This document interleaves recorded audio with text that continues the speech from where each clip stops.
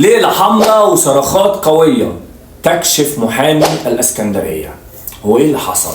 يلا بينا عشان احكي لك التفاصيل الكاملة في اصل الجريمة.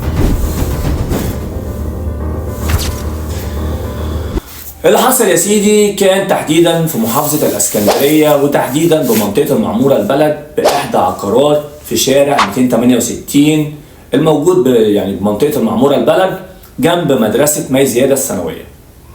ان في محامي من شهر 10 اللي فات، شهر اكتوبر اللي فات، راح اجر شقة او دور ارضي عشان خاطر يسكن فيه. ولما عرضوا عليه طبعا اهل المكان دوت ان هو يسكن في دور علوي، لا هو رفض، لان قال لهم طبعا عمل حجه ان هو المفروض مع مراته، ومراته ديت عندها قدمها وجعها وما بينفعش انها تطلع السلم، حاجات كتير المهم طبعا الناس سكنوه، ما كانش فيه اي مشكله.